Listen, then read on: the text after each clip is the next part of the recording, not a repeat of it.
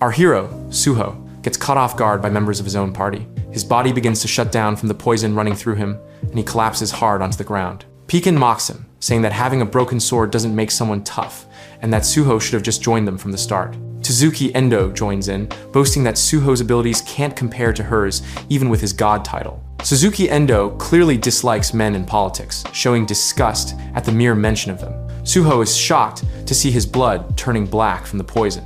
He coughs, and memories of their past adventures together rush back, reminding him of everything they had once achieved side by side. With a heavy heart, Suho questions how his comrades could turn on him so suddenly. His former allies glare at him with contempt and disdain. Suho's anger flares as he demands to know the reason for their betrayal. They stand firm, refusing to help him, insisting that their current plan is what matters. Suho pushes back, reminding them of all they've accomplished together, especially their victory at One Gate, a huge win for humanity's survival. Yet now, they seem willing to leave the gates open, allowing monsters to invade. He accuses them of behaving like the very monsters they should be fighting, endangering humanity's safety. Suho warns that if all the gates were closed, heroes who became hunters might lose their way and be seen as nothing more than bullies. Hex asks Suho if he'd prefer to become a symbol of fear, someone people tremble before. Then, Hex G gives him one last chance, saying he might let Suho join them out of respect. Suho rejects the offer outright, reminding them that they can't just stab him in the back and then expect forgiveness. Feeling his strength fade, he realizes his time is running out and his wounds aren't healing. In his final moments, he decides he'll take down as many of them as he can, staying true to his duty to humanity. Summoning every last ounce of strength, Suho unleashes a fierce aura that stuns his former comrades. Kizuki tries to calm the group, claiming Suho is just bluffing, but deep down, he knows Suho's sword is broken beyond repair. Quid steps protectively in front of his instincts telling him something isn't right. In a sudden burst of speed, Suho rushes forward. Morgan's hand is crushed, and Suzuki falls dead. Quid shields Issa from harm as the chaos unfolds, leaving her shaken. Quid realizes that if he'd hesitated even a moment longer, he might have shared their fate. His mind races with questions as Hood struggles to understand how Suho managed such deadly precision with a broken sword. Hood notices Suho struggling to breathe, the poison consuming him rapidly. Morgan turns to Issa for healing, but her magic isn't working on his wounds. This must be the power of the legendary intangible sword, affecting Morgan's body. Suho stands tall with his weapon, a powerful aura surrounding him.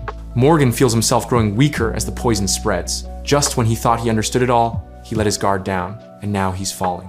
The system proudly announces that Suho has reached the realm of divine sword unity, triggered after tumbling off a cliff. Notifications flood in, celebrating his awakening to the ultimate level of swordsmanship and mastery of the formless sword. The system invites him to take the next step toward becoming even stronger as the first person to reach the realm of transcendence. A final message flashes the system is rebooting for Suho's convenience. Suho slowly regains consciousness, surrounded by a bright light. He's startled when he realizes someone is carrying him. Looking up, he sees it's a firefighter. The firefighter reassures him, mentioning both Suho's injuries and the presence of a strange gate nearby. They promise to get him somewhere safe. Confused, Suho tries to figure out if he's dead or not, and what's going on around him. But the sight before him is shocking monsters are wreaking havoc across the cityscape. His eyes catch a sign reading Sorum, and he quickly realizes that the nearby station has been breached. A goblin emerges from the distance, loosing an arrow that strikes the firefighter instead of Suho, sending them both crashing to the ground. As more goblins close in, the wounded firefighter urges Suho to run and save himself. Instead, Suho grabs the firefighter's axe, saying he'll just borrow it, and steps forward to face the incoming threat. The firefighter insists they should flee, warning of the grave danger ahead. Suho ignores the warning and charges at one of the goblins, smashing its head with a single swift blow. He quickly checks himself and notices he's unharmed, but then something unusual catches his attention. The system appears, informing him that he's met the requirements for awakening as a player. It offers him the chance to grow even more powerful. Suho chuckles, recognizing the process. It's just like the first time he became a player. The system prompts him to choose a class. Just as he's about to make his selection, the firefighter urges him again to run. Suho instinctively chooses the warrior class, but then quickly tells the system to pause the selection. He reassures the firefighter there's nothing to worry about. The goblins are only minor threats to him. Confidently, he readies himself for battle. Dodging a vicious goblin attack, Suho leaves the creature dazed, then moves in with the axe to finish it. As a seasoned player, goblins are barely a challenge, almost laughable to him. Determined to finish this quickly, he cuts down the creatures one by one with lightning-fast reflexes. With a final stab, he defeats the last goblin and frees his weapon.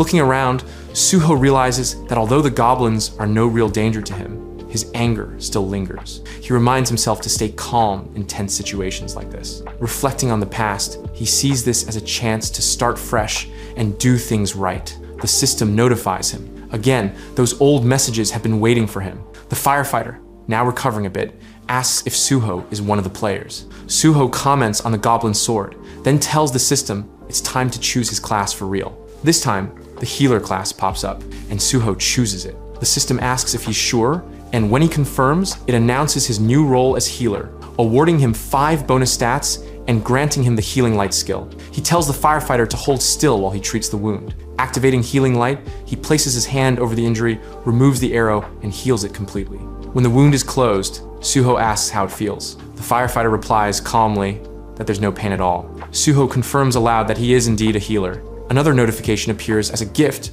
for using healing light. He can choose a weapon from the system's collection. He finds it unusual that he still gravitates towards swords as his main weapon. The system grants him a beginner sword, and he grips it firmly, planning to take down the nearby gate. The firefighter warns him about going alone, but Suho assures him it's fine, explaining that he'll gain something from this. He realizes that no matter the class he chooses, his natural abilities will always support him. As he levels up, his skills will improve naturally. Thinking back, Suho recalls how Isbella's Holy Spirit light skill began as just a simple healing power. He wonders what could have been different if he'd been able to heal himself earlier. Deciding on a new path, he resolves to become both a skilled swordsman and a healer, so he can protect his friends and grow stronger faster. His top priority, level up quickly to prepare for whatever unpredictable challenges come next. Arriving at the gate, Suho remembers nearly losing his life here in a past life.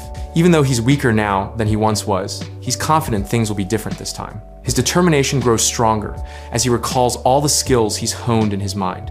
With renewed purpose, he places his hand on the gate, which begins glowing with a deep red aura. Taking a steady breath, he hears the system announce his successful entry into the gate. The name of the place appears, a mysterious world known as Green Red. When he opens his eyes inside, the system notes that the entry rules and capacity limits of this gate are still unknown.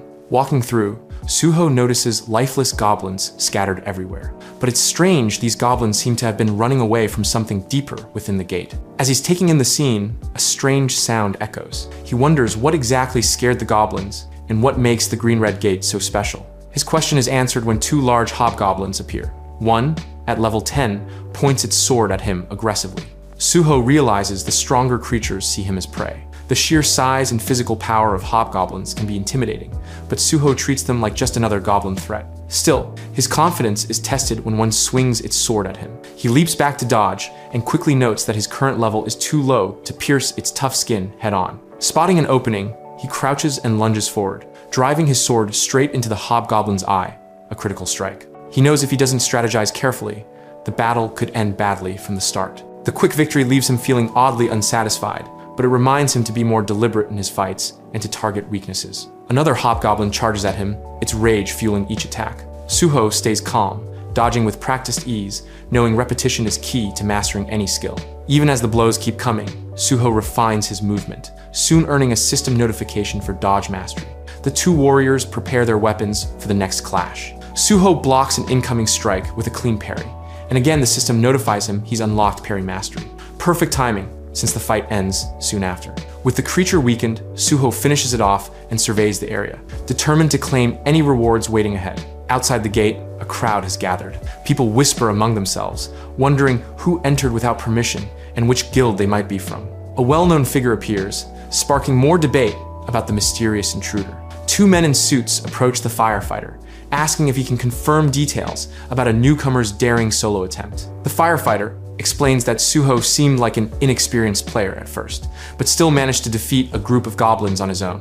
One of the suited men can't believe it. A healer handling so many goblins without a scratch sounds impossible. He notes that, so far, all the defeated monsters have been goblins, and he doubts a healer would risk going into a gate alone. To him, Suho must have rushed in without thinking. He mutters that healers going solo just doesn't happen, and if Suho actually clears the gate, they'll need to recruit him fast. Meanwhile, inside the gate, Suho is on the move. He cuts down hobgoblins as he runs through the forest, the system keeping count. In one swift motion, he takes down an entire group, leaving just one left. As it reaches for its weapon, Suho kicks it away, causing it to tremble in fear. He proposes a deal. He'll spare its life if it brings back more allies. The hobgoblin bolts in terror, and Suho calls after it, daring it to return with reinforcements. Thinking ahead, he debates how best to allocate his bonus points evenly across all stats or focused in one area. Leveling up has been fast so far. Looking over the fallen creatures, he guesses the item he needs should be nearby.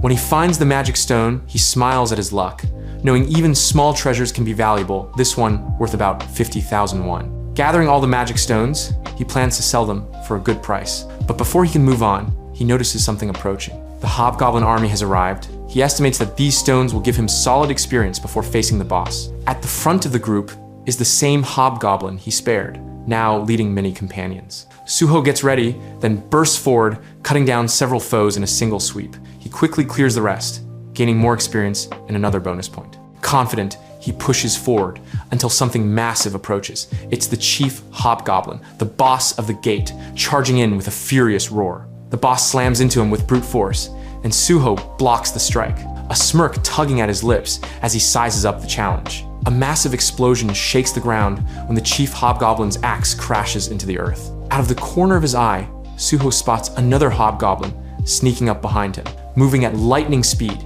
he counters the attack and dispatches it instantly. Before he can catch his breath, the system warns him the boss is using a powerful skill. Suddenly, Suho feels his muscles lock up. He recognizes this as the fear skill, which floods its target with overwhelming terror. Its potency grows with the user's level and stats, and Suho is shocked to encounter such a strong ability in a supposedly low-level gate. The boss grins, preparing for another strike. Suho realizes he has no mental defenses to resist the fear effect. Remembering an old tactic, he decides to use physical pain to break free. With precision, he cuts his own hand, and the sharp sting snaps him out of the skill's hold. The system confirms he's freed himself. With a grin, Suho says the boss is next. He clears out the smaller enemies first, then turns his attention to the remaining hobgoblins in green-red. Once they're gone, he activates Healing Light, restoring his injured hand completely. He clenches his fist and faces the boss head-on, giving a sly smile and wondering if they can have a little private time. The real fight begins. Despite being at a disadvantage, Suho chips away at the boss's health bit by bit. Spotting a small cut on the boss's leg, he focuses on it, striking the wound repeatedly to weaken it further. The boss lets out another intimidating roar, but Suho isn't fazed. He pulls his sword from the injury and charges in again. Finally, the boss falls under his relentless assault. As the dust settles, Suho steps forward and places a hand on the boss, using Healing Light to mend its wounds. The boss stares up at him in shock and confusion, unsure of his intentions. New system messages appear, announcing that Suho's diagonal slash has been upgraded and paired with his horizontal attack. His cutting power rises by 30% and penetration improves by 50%. Smiling, Suho places his hand on the boss again, casting Healing Light, this time making the creature tremble in fear. Another notification appears. His actions have demonstrated a powerful presence, capable of intimidating even a boss monster. He's awarded the Intimidation skill at rank A. Perfecting his intimidation technique, Suho feels proud of the achievement. Looking the boss in the eye, he tells it plainly that it's time to step down. With one swift strike, he ends the Chief Hobgoblin's reign. The system announces that he's successfully completed the decapitation mission and declares him the MVP of the gate. As he exits the gate, Suho earns more experience, increasing his stats further. Reaching level 10, he receives extra stat points, and his Healing Light skill improves alongside his other healer-exclusive abilities. He also unlocks Cure, a skill that helps counter negative effects like poison. He reflects on his progress, believing that with more practice, he can master neutralizing deadly toxins. Stepping out of the gate, he thinks about reuniting with friends and family after his long absence. Outside, the crowd watches the gate tremble. Someone points, wondering if it's been cleared, and then sees Suho emerging. A bystander can't believe he might have completed it alone. Guild scouts rush toward him, but Suho ignores them and jumps down from the rocks, landing smoothly before walking toward Chelman. Chelman looks puzzled about the sudden visit. Another man asks him who Suho is, but Chelman admits he doesn't know. Suho and Chelman head into a meeting room at the Hunter Association to talk. Chelman still seems unsure what to make of Suho's bold entrance. Earlier that day, Chelman had met someone from the Gate Management Division who introduced himself. It turns out that person was Suho. Chelman is curious about how they know each other and what business Suho might have here. Suho says he'll explain everything later, but first, he's here to get his hunter's license. Chelman wonders if this is just a license renewal, but then realizes Suho might actually be an unregistered hunter or a brand new player. What surprises him most is that a healer has managed to conquer a gate solo. Suho notices Chelman's thoughtful expression and asks if something about his results is bothering him. Reviewing the data, Chelman finds Suho's performance is more like that of a warrior than a healer. When Suho confirms his identity, Chelman asks about his background before all this. Suho reveals a personal detail he dropped out of college. Chelman is caught off guard, even more so when Suho mentions his former field of study. Suho admits that most people in his situation would have taken a different path. As for why he chose the healer class, his answer isn't what Chelman expects. Chelman asks how he cleared the gate alone. Suho says it wasn't planned. He wandered into the gate, encountered a hobgoblin, and killed it just to survive. Chelman is stunned when Suho produces magic stones from his inventory, explaining they came from the defeated monsters and the gate's boss. He leaves it to Chelman to determine their value. Agreeing to process them quickly, Chelman still feels Suho might be hiding something. Examining one of the stones closely, he listens as Suho explains his desire to become a hunter and why. Chelman praises the decision, but warns it might be risky. Suho admits he's unsure of his deeper motivations, but Chelman's expression gives away more than he intends. Suho explains that people become hunters for many different reasons, but his is personal. A traumatic event from his past drives his hatred for monsters and gates. He's decided to turn that pain into something good by using his skills to protect others. His resolve inspires Chelman, and Suho shares his dream of joining the South Korean Hunter Association. Chelman is touched, but reminds him that being a civil servant hunter pays less than working for a private guild. Suho says he knows, but the benefits, like unrestricted gate access and priority in dealing with player crimes, make it worth it. Chelman asks why that interests him so much, and Suho explains that he wants to be directly involved in those high-stakes battles. Chelman notes that most civil servants choose the job for stability, not risk, and that Suho's attitude is rare. Suho notices Chelman smirking and asks something's wrong, smiling back when Chelman says it's nothing. After catching up, Chelman promises to fast-track his registration. He tells Suho there are 3 tests: skills, written, and practical. The bad news, the exam is tomorrow, and registration closed a while ago. Seeing Suho's surprise, Chelman offers to add him as a last-minute entry, citing his solo gate conquest. He'll submit a strong recommendation to get it approved, but he warns that one day isn't enough time to prepare for both tests. Suho's physical skills aren't a problem, but the written exam might be. Despite the challenge, Suho is determined to try, seeing it as valuable experience. Chelman tells him he can check his test results today. Suho asks him to process the magic stones quickly, admitting he doesn't yet have the exam fee. Chelman agrees, and Suho thanks him with a smile. A few minutes later, Chelman returns, telling Suho the results are in. As they talk, Suho checks his phone and is pleased with the amount. Chelman explains that civil servant hunters get tax breaks on magic stones. Surprised, Suho asks if that means no taxes at all. Suho then nervously asks Chelman for another favor he wants to study in the association's library, since he's heard they have materials for the upcoming exam.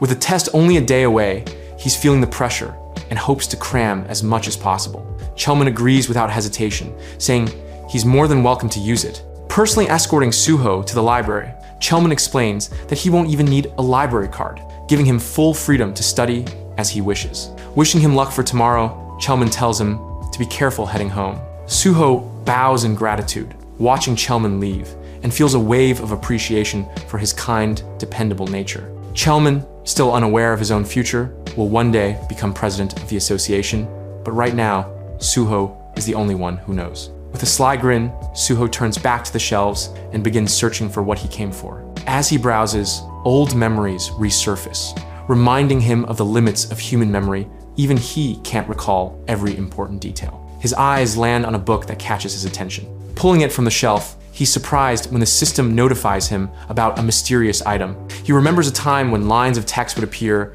whenever he accessed the book's information. Curious, he even once tried placing the book on his head, though it did nothing. Now, just as he's puzzling over why it isn't working, a system notification appears, stating that the Library of Memories is interested in his story. Before he can react, the scene changes, and he's suddenly in a strange place, the Library of Memories. Here, one can access all memories, both happy and painful. While humans often forget as a way to cope, having total recall can be an overwhelming burden. The first known person to possess this remarkable ability was a Haxion Guild manager. someone with a background in the Korean Hunter Association. Her story was unusual. She discovered the skill completely by accident. One day, needing a break, she used a book as a pillow, only to gain the ability afterward. Suho makes a mental note to treat her to a meal if they ever meet again. A new notification appears, inviting him to donate his own story to the Library of Memories. Suho has learned that recalling the past with clarity is a rare gift. Determined to hold on to every detail, he accepts. The system begins documenting all his memories, and he watches as his body transforms into a swirl of paper and letters like autumn leaves in the wind. When it's done, the system announces that the Library of Recollections has been unlocked for him. Now, he can store and retrieve any sight or sound he's experienced. As the process begins, he feels a strange sensation, maybe from the nature of the space itself. Taking a deep breath, he closes his eyes and focuses. When he opens them again, they shine brightly, and he's transported back to the moment his party betrayed him. Haunted by the memory, he pushes it aside and turns his attention to what's next. The system offers him a chance to grow stronger as the first to reach this new realm.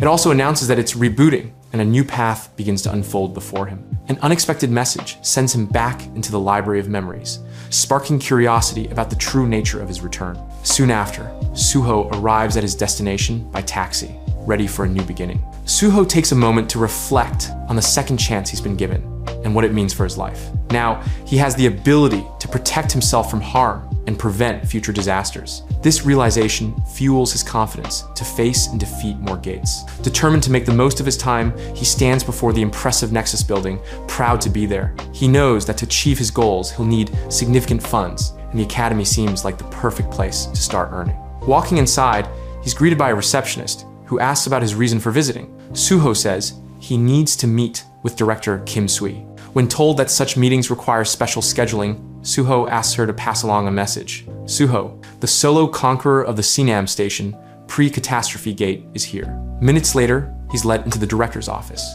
where Kim Sui introduces herself as head of Nexus Academy. Suho greets her politely, and she compliments his impressive solo feat. Curious, she asks why he's come to Nexus this time. He explains that he needs a scholarship to take the Hunter license test, and it's happening tomorrow. Surprised, she asks how long it's been since his transformation, and he tells her it was only hours ago. Her astonishment grows as Suho mentions a friend at the Hunter Association helped him secure a spot. His confidence in placing first is obvious. He proposes a deal. If he becomes number one, Nexus should grant him a full scholarship. Kim Sui points out that while his gate conquest is impressive, the Hunter test is a different kind of challenge. Suho insists that if he doesn't win, the deal is off. Intrigued, she asks why he chose Nexus over other elite academies like Hexagon or Prime. Suho bluntly says Nexus's track record is poor, and it's long overdue for improvement. Though taken aback, she admits he has a point. She considers the benefits if Suho were to become the test champion as a Nexus student. When Suho asks about the average scholarship for top scorers, she says it includes full tuition reimbursement, a 30 million won bonus, and Nexus Guild membership. Suho surprises her by requesting 300 million won instead. At first frustrated, she eventually agrees if he becomes champion. They settle the deal, and she says she'll prepare the contract while he explores the campus. As Suho tours the grounds, he's impressed by the sheer size, thinking it's bigger than any amusement park he's seen. The guide confirms Nexus is the largest academy in South Korea. Suho thanks him for showing him around so late. The staff member replies that it's an honor to assist a guest like him. In the outdoor field, Suho spots someone training a student named Kang Dian, who's practicing with a battle axe late into the night. The guide says Dian is a third-year student who feels the pressure to train hard. Suho remembers that in his past life, Dian was once the best tank player, known for his resilience and defensive skill. But pure tank roles have lost popularity, and seeing Dian with a battle axe suggests he hasn't found his true path yet. Suho sees this as a chance to form a strong alliance. He greets Dian formally and asks if he's preparing for the test and what his plan is. Dian confirms he's aiming to be a melee fighter, choosing a weapon that suits his physique. The guide notes that few weapons match the battle axe for destructive power. When Suho asks if Dian has only focused on the axe, Dian admits it's taken him 2 years just to get this far and his skills are still limited. Suho reflects that the axe may not suit Dian's abilities. He points out the weapon's major flaw, a vulnerability after each strike, which could endanger his team. Suggesting an alternative, Suho recommends Dian try a kite shield in one hand and a bludgeon in the other, better fitting his natural tank instincts. At first hesitant, Dian listens as Suho explains that a tank is the backbone of a party, protecting the mage and healer so the team can work effectively. Convinced, Dian agrees to try it. Impressed by his quick decision, Suho watches as Dian heads off, then continues his tour of the academy. After Dian leaves, the staff member asks Suho if he's there as an expert because of his clear strategy knowledge and the contract he's making with the academy. Suho assures them he's not a teacher, just someone with influence. The staff member seems puzzled by the response, but before the conversation can continue, they receive a call saying the contract is ready. The guide escorts Suho back to the director's office. The next day, outside the South Korean Hunter Association, the place is buzzing with activity as candidates prepare to take their exams. Suho, along with the other warrior class participants, is geared up and ready to prove himself. Though still worn out from his gate conquest, he steels himself for the day ahead. The candidates are instructed to line up according to their numbers for a one-on-one drug test. As Suho waits, he wonders about the point of this procedure. A standard drug test can't detect the kinds of skill-based enhancements some cheaters use. At higher levels, certain magical buffs leave traces too strong to hide, but they still go unnoticed without proper checks. Scanning the crowd, Suho uses his heightened magical sensitivity and spots several people who are clearly enhanced. The system praises him, awarding him a skill upgrade. With this ability, identifying cheaters becomes easy for him. Suho thinks about why this hasn't yet become a bigger issue and resolves to help fix it. When Chelman approaches, asking how he's holding up, Suho confidently says he's gonna ace the exam. Chelman praises his determination, noting that this test is notoriously tough. Suho then casually brings up the fact that the exam staff aren't checking for buffs. Chelman admits it's a good point and says they should implement buff checks, just as they do for drug use, to keep things fair. Before the practical test begins, contestants hand over all personal items and change into identical uniforms. Still, without magic detection, some can cheat unnoticed. Chelman promises to raise the issue with the right people. As Suho turns to leave, Chelman says he hopes Suho will join the association and work alongside him one day. The test is delayed due to technical issues with the dive capsules. Candidates are told to wait in the lounge or training areas until further notice. Suho suspects Chelman is using the delay to quietly add new security measures, and he approves of the idea. With a pass rate of only 10%, Suho knows only top-tier candidates will succeed if cheaters are caught. As he waits, he notices an argument break out. One man is trying to provoke another into a fight. The challenger insists it's just a friendly spar, but when he suddenly attacks, Suho steps in and blocks the strike. The aggressor is stunned and demands to know why Suho interfered. Suho replies that escalating the situation would only lead to trouble. Suho tells the aggressor to back off and let him take care of things. When asked what authority he has, Suho replies that he's simply another candidate, but warns that stirring things up will only cause more problems. The hostile man grows irritated, demanding why Suho is butting in at all. He explains he's just looking for a sparring partner, which catches Suho's attention. Stepping forward, Suho accepts the challenge. The man laughs mockingly, saying Suho isn't worth the effort. Unfazed, Suho dares him to follow through, showing zero hesitation. Frustration clear on his face, the man finally agrees. Deciding to push himself, he calls on a friend and sets up an official sparring match. They prepare to duel, attracting the curious eyes of others around them. A supervisor reminds them that only proper training weapons are allowed and warns he'll intervene if things get too dangerous. With a hand signal, the supervisor starts the match. Suho effortlessly parries each strike, remaining composed. His opponent leaps into the air, swinging his sword wildly in desperation. Enraged, the man unleashes a huge slash, threatening to cut Suho down. Calmly, Suho counters, stepping on the blade and leaving the man stunned. Exposing his weakness, Suho cruelly calls him a rookie. The man, Park Yeon, is infamous as a mad swordsman, obsessed with finding strong enemies to sharpen his skills. Suho remembers Yeon's talent in previous battles and prepares to end things quickly. Launching a surprise strike, Suho knocks Yeon off balance, mocking his earlier bravado. He warns that reckless charging won't work and asks if Yeon wants to quit. Shocked, Yeon realizes Suho is far stronger than anyone he's ever faced, at least 40 levels higher. Grinning, Yeon thinks he finally understands Suho's confidence. He decides to hold nothing back. Suho agrees, ready to give him a real fight. Yeon prepares his dragon sword technique, a style he has yet to truly master. With a fierce shout, he unleashes the attack. Suho blocks it with ease, his skill shining through. Yeon, bewildered, sees Suho grin as he demonstrates how he nullified the strike. Suho thinks to himself that Yeon's technique is still basic, nowhere near the real dragon style, and impossible to perfect without proper training or licensing. Frustrated, Yeon lashes out again, but Suho dodges every blow, forcing him backward. As Yeon attempts a final desperate move, Suho reverses the fight with a sudden palm strike. Before he can even process what happened, Yeon is knocked out cold. Knowing pressing Yeon further might have serious consequences, Suho ends the match. Now, with Yeon obsessively determined to surpass him, Suho gains some peace in the training center. Quietly, he calls for the supervisor, who seems momentarily distracted, but eventually pays attention when Suho explains the situation. Suho walks into the Hunter Association building, ready for the practical test. Minutes later, he notices some skilled-looking managers nearby who might actually be inspectors disguised as technicians. A few examinees are quietly escorted out, which catches Suho's attention. A technician tells him to lie down in a dive capsule, explaining that if he feels anything strange, he should press the emergency button. The meaning of these protocols becomes clear to Suho. He closes his eyes as the capsule seals shut, synchronizing with the test program. Suho recalls that healers often struggle with this part of the exam. The simulated scenario's urgency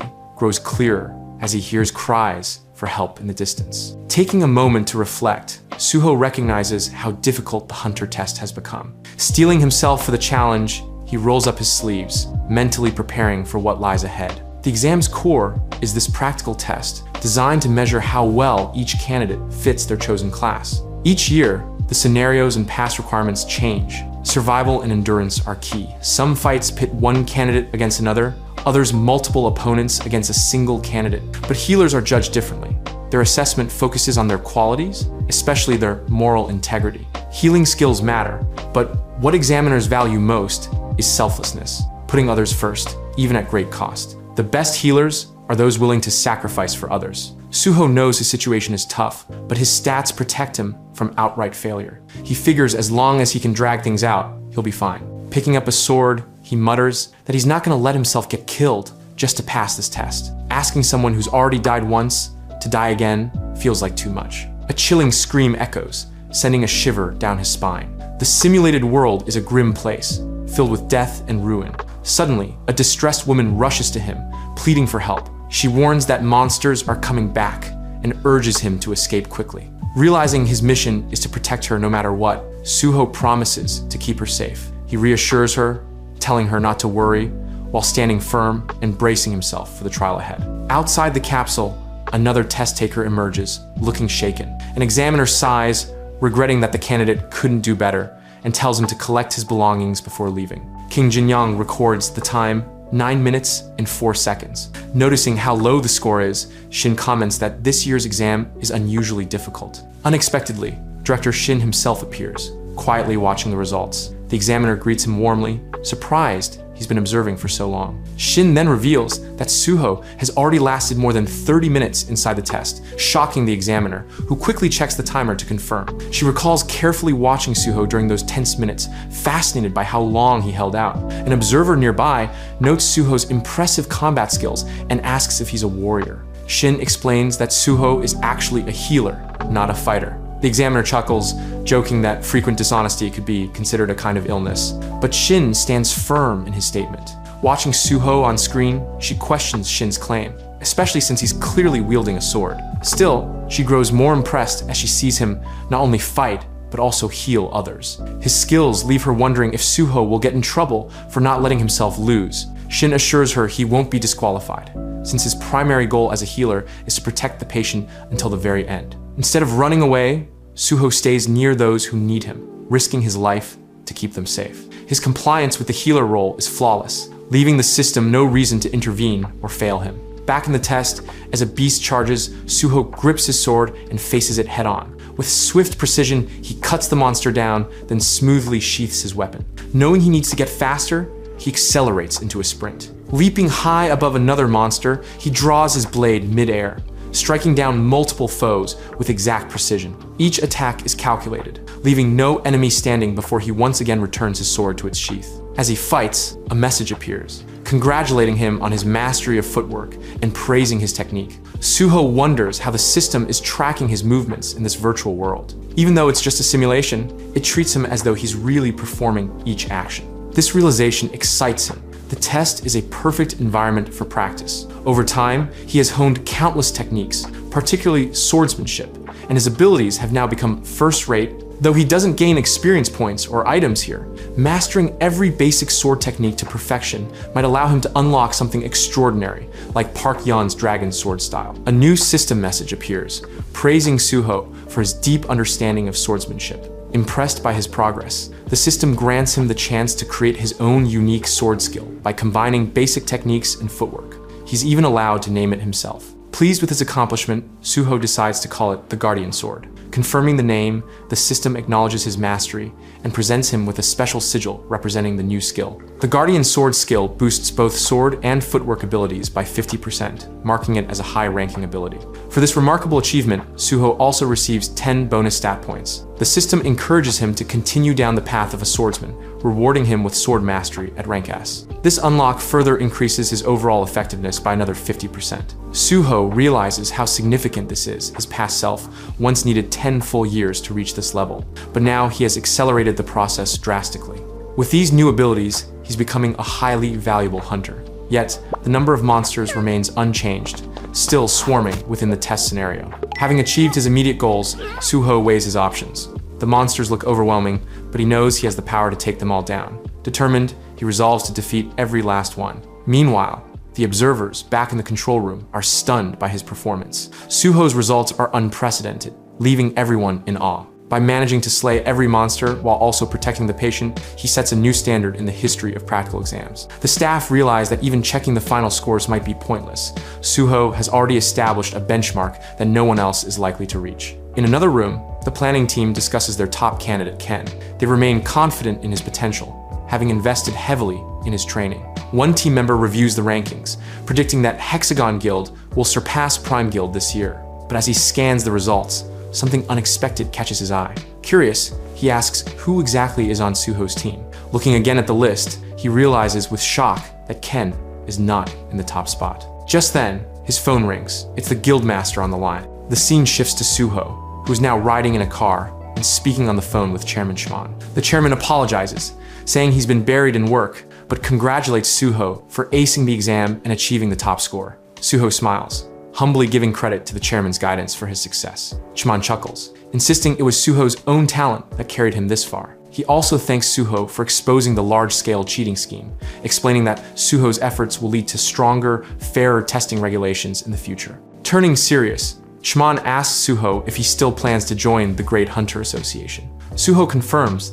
that it's still his ultimate goal, even if he spends some time in a guild first. Relieved, Shimon says he'll contact him whenever there's a new test or recruitment opportunity. They end the call on a friendly note, both wishing each other a pleasant lunch. Suho then takes a moment to eat, deciding to relax for a while in the taxi. As he reflects, he recalls Shimon's voice and worries about how overworked the chairman must be. Just then, another call comes in, this time from Kim Sui. She informs him that the payment has been processed and congratulates him on his success. Suho compliments her on how efficient her organization is, clearly impressed. Taking the chance, Sui suggests that Suho join the Nexus Guild, confidently promising that he'll receive better treatment there than anywhere else. Suho asks how far she's willing to go with this offer, and she replies that the terms can easily be adjusted for him. She then invites him to meet in person to discuss details. Suho politely declines for now, saying he has personal plans today, but promises to check his schedule later. He reassures her that joining Nexus does sound like a smart move, which makes her feel secure. Relieved, Sui agrees enthusiastically, convinced Suho won't join any other guild. Excited, she gives a thumbs up to her colleagues, and they all celebrate securing what they think is Suho's commitment. Hearing her cheerful voice, Suho chuckles and says goodbye. The taxi driver then interrupts, announcing they've arrived at the destination.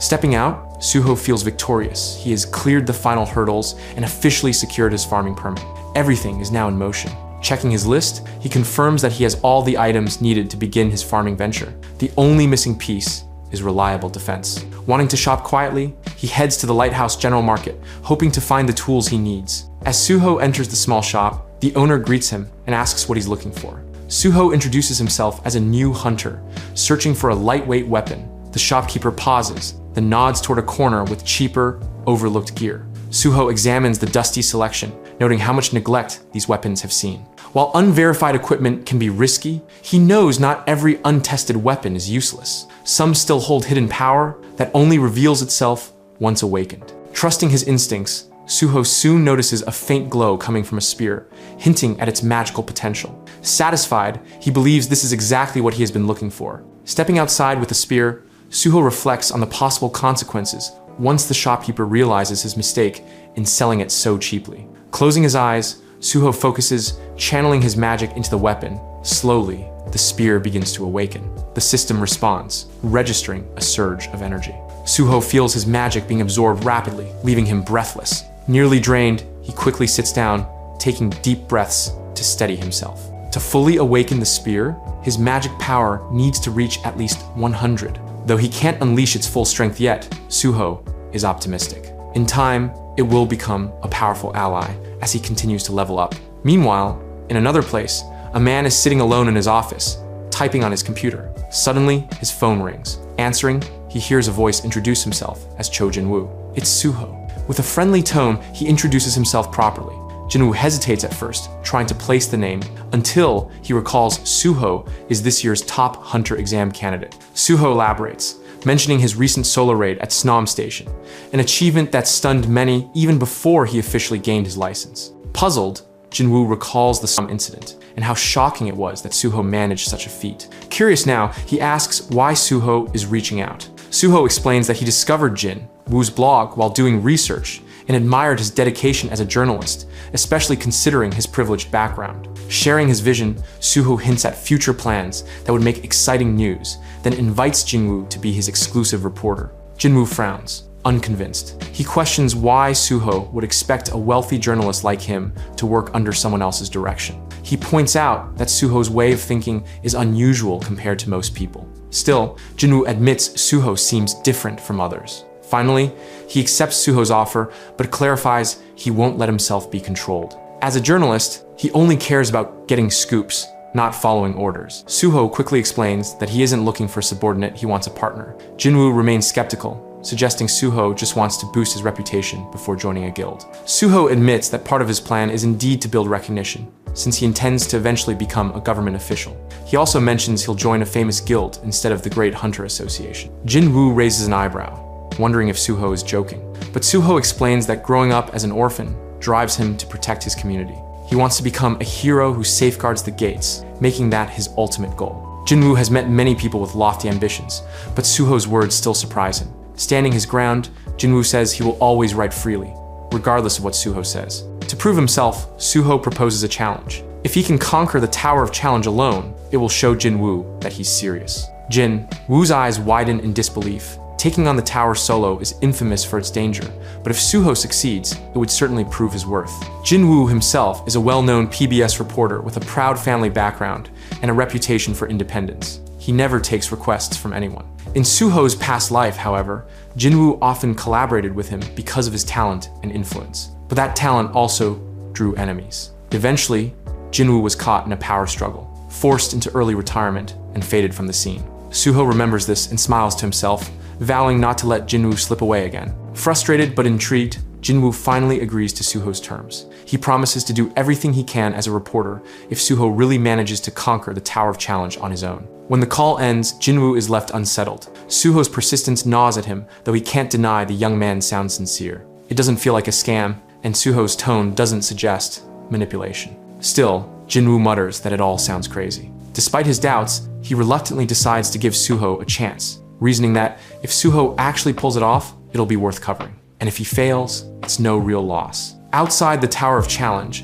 hunters wait in line while a small crowd gathers to watch. Each candidate steps inside, one by one, handing their permits to the gate officer, who looks rather uninterested in his task. When Suho approaches, he hands over his hunter permit and asks to enter. The officer raises an eyebrow, noticing that Suho is alone, and asks if he really plans to attempt the tower solo. Suho confirms, saying yes, he'll take it on by himself. Concerned, the officer warns him that solo runs are brutal, especially for someone who only just received his hunter license. Even the lower levels of the tower are dangerous, and many get injured. He advises Suho to team up with others, but Suho firmly insists on going alone. The officer reluctantly waves him through, reminding him that the entry fee will be billed later. Suho nods, accepts the terms, and thanks him. Before he goes, the officer calls out once more, telling Suho to retreat if things become too dangerous. Suho gives another respectful thanks, appreciating the concern, and steps into the tower. Inside, the challenge tower looms, a place where brave adventurers test their skills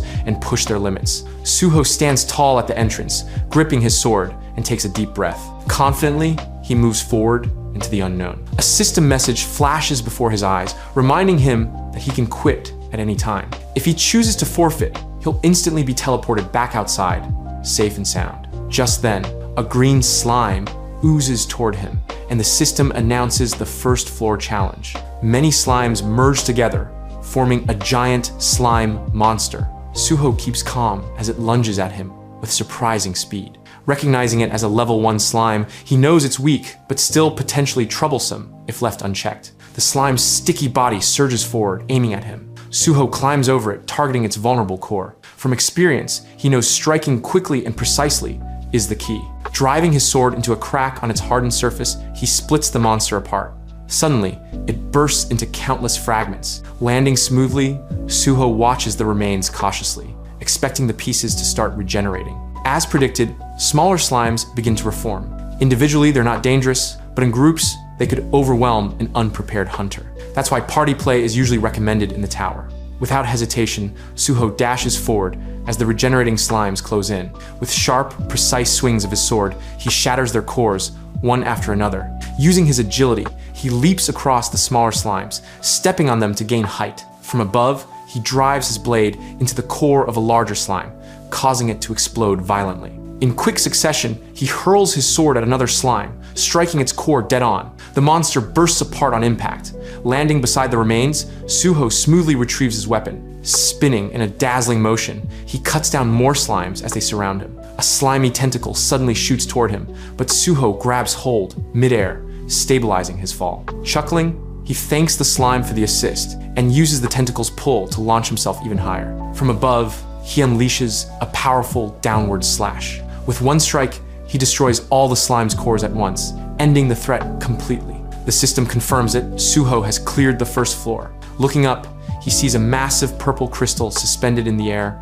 signaling the way forward. With so many floors left, he knows there's no time to waste. Tightening his grip on his sword, Suho steps onward, prepared to face the second floor. From past memories, he recalls that the Tower of Challenge contains 48 floors in total. Back then, he had managed to reach the 29th floor solo, thanks to his gaming skills. The tower's difficulty scales sharply as the levels increase. Forming a party allows safer progression, but splits the rewards. For hunters seeking records, teams of level 20 adventurers often challenge it with careful strategy. Yet Suho always preferred going alone. He remembers his past self standing proudly at the 18th floor, determined to rely only on his own abilities. Now, facing the tower again, he prepares for the 19th floor. With a nod, he accepts the challenge. The 19th floor is unlike the ones before it. Instead of swarms of weaker monsters, this level holds only a single powerful opponent. Suho charges forward, but suddenly a blinding red light bursts in front of him, a new force is awakening, and it's coming straight toward him. Without hesitation, Suho leaps high into the air, sword ready. His plan is simple: defeat the beast and advance. He descends in a flash, his blade crashing down before the monster can fully react. With a clean, precise strike, Suho slices the creature in two. The beast collapses, flooding the chamber with crimson light. A system message appears, declaring Suho the victor of the 19th floor. It then prompts him to proceed to the 20th. Suho agrees to continue his conquest. Sliding his sword back into his inventory, he surveys the remains of the beast he just defeated. The victory on the 19th floor feels different from the others this time. The creature's body doesn't vanish. It's the first monster in the tower to leave behind a physical corpse, and Suho realizes that this could be valuable. Studying it closely, he notices something glimmering. Hanging from the body is a pendant. Picking it up, he immediately recognizes it. Though the pendant isn't useful on its own, Suho understands that it's part of a larger puzzle. Slipping it away carefully, he activates his magic detector. A radiant glow suddenly shines from behind the wall. Grinning, Suho hurries toward the light, tucking the bone pendant safely out of sight. The ground rumbles violently, and cracks spread across the ceiling, a clear sign that something major is about to unfold. Then, without warning, a portal bursts open in the wall. The system informs him that he has discovered Redgain's secret hideout. Suho stands before it, studying the swirling energy within. The portal leads to a massive fortress, a subspace realm where King Genenho rules. Unlike any created before, this unique fortress stands apart, special and imposing. Reaching out toward the shimmering portal, Suho steps forward, entering the unknown. If you enjoyed the story so far, don't forget to like the video, subscribe to Yume Recap, and stay tuned for the next video.